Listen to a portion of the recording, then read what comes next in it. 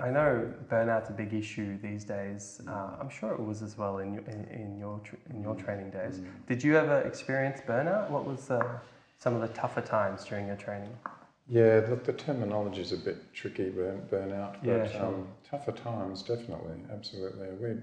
When we were medical registrars, there weren't many of us for a start, and there were no specialty registrars. So the plus side of that was that you did everything. You'd be on a night shift, and you'd do your own lumbar puncture, you'd put in your own pacemaker, you'd do whatever, So you got a lot of experience, but number one, it wasn't directly supervised, so that wasn't great. I can remember the first chest drain I put in was as a JMO.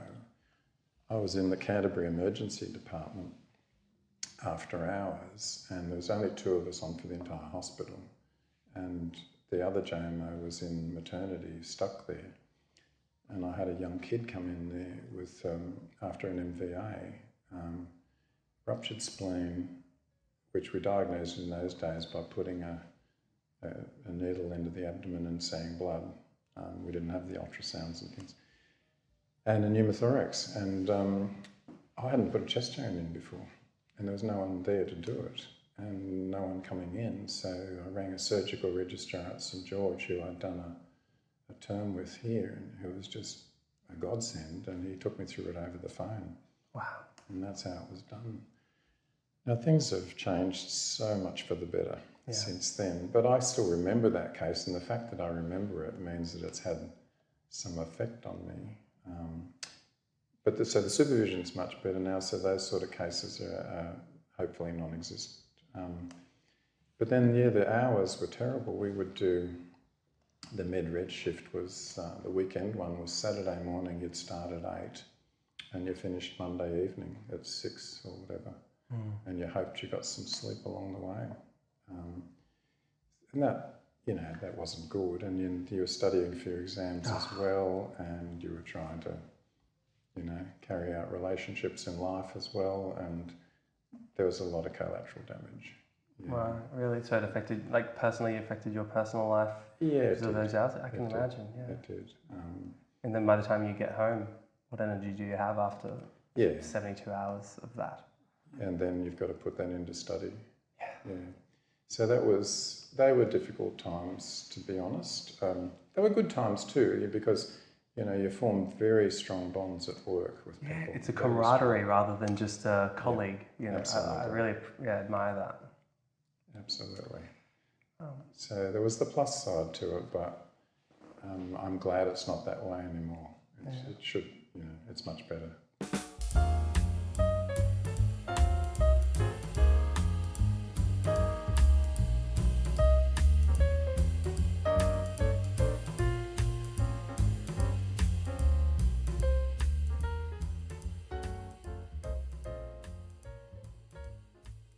One of the questions, and you've alluded to it already, is that I wanted to ask is about how patients stick with you throughout your life.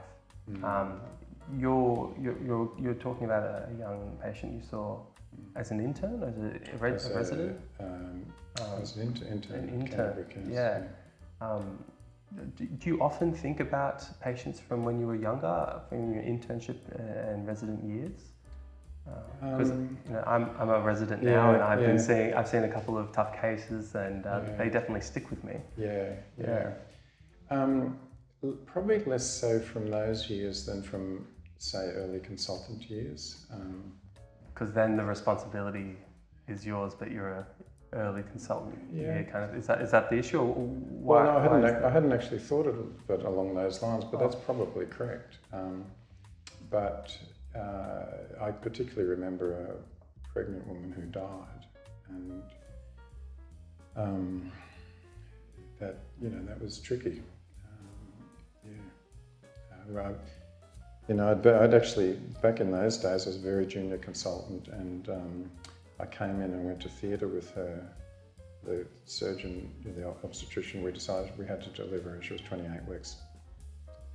Terrible preeclampsia. Had to deliver her, and I went into theatre and tried to help with the blood pressure control of things and so on. that was about 2 a.m. and then I came back and saw her about 6:30 a.m. and she was, pretty stable, I thought.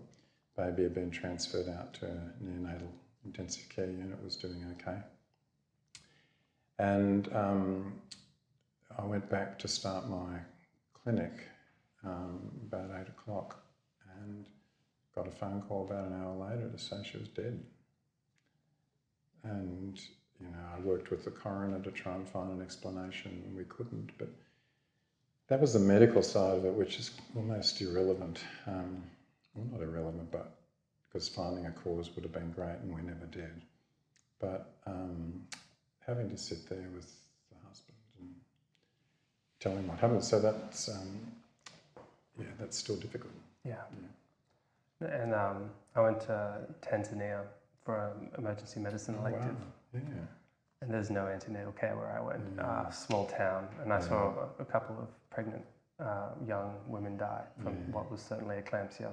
And very pregnant, and they're thinking of perimortem C-section kind of things during resus, and